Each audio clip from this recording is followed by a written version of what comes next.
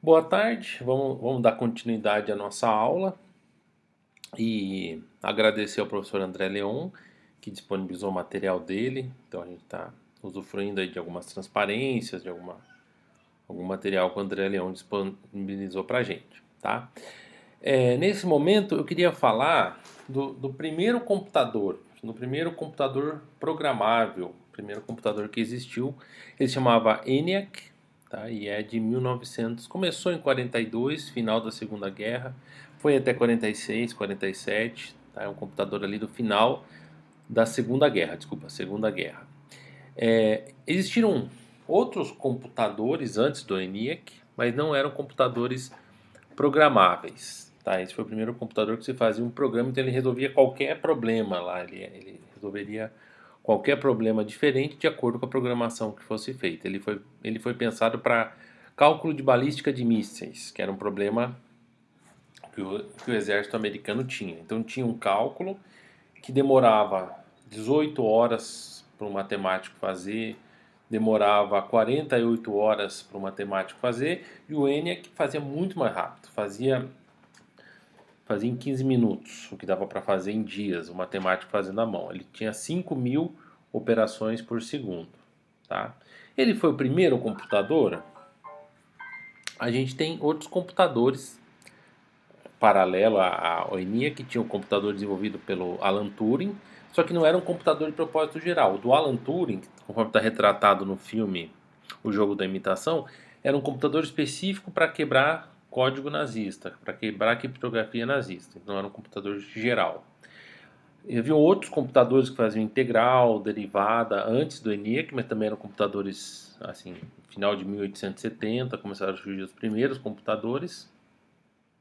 E se você for para trás, a gente vai até milhares de anos atrás, quando existiu o ábaco, que era uma forma mecânica lá e fazia algumas operações aritméticas por meio do ábaco.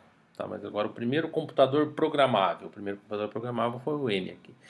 Ele ficava numa sala com mais de 100 metros quadrados, pesava 30 toneladas, tá? Consumia 150 mil watts.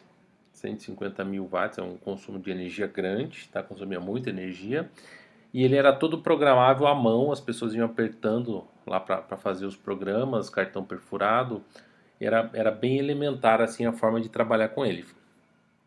Então ele foi o primeiro computador programável que existiu. Tá? Então aqui a gente tem algumas comparações entre o ENIAC de 1943, que começou o projeto em 43, e o iPhone 6 aí 2010, 2015, a gente tem o iPhone. O ENIAC tinha um clock de 5.000 Hz, 5.000 operações por segundo. Aí você pensa, pô, 5.000 operações por segundo é muito melhor que um ser humano. Sim, é muito melhor que um ser humano. E hoje, como é que tem o que seu celular é capaz de fazer? Seu celular é capaz de fazer 2 bilhões e 800 milhões de operações por segundo, a velocidade do clock. Então é muito mais rápido. Tá? Então o que você tem no seu bolso hoje era o que os Estados Unidos tinha durante a Segunda Guerra. Quer dizer, desculpa, o que você tem no seu bolso hoje é milhares de vezes mais potente do que os Estados Unidos tinham durante a Segunda Guerra. Flops. O que é flop? Float point é o número de ponto flutuante, número de operações de floating point por segundo. Floating point operation per second. Número de operações de ponto flutuante por segundo. 455. E já o seu celular, 76 bilhões. Tá? Então a quantidade de operações que um celular faz é milhões de vezes mais rápido que esse primeiro computador. Memória 83 bytes. 83 bytes e nada é quase a mesma coisa. 83 bytes são 83 caixinhas que você pode colocar 0 e 1. Essa era a memória do computador. Hoje a gente tem memória de 1 GB, 2 GB, 2 bilhões, algo desse gênero. Tá? Então a memória hoje é muito maior. Também milhões de vezes maior. Consumo de energia. Consumo de energia 150 kW, 150 kW, hoje é 0,86 watts. Consumo de energia muito menor.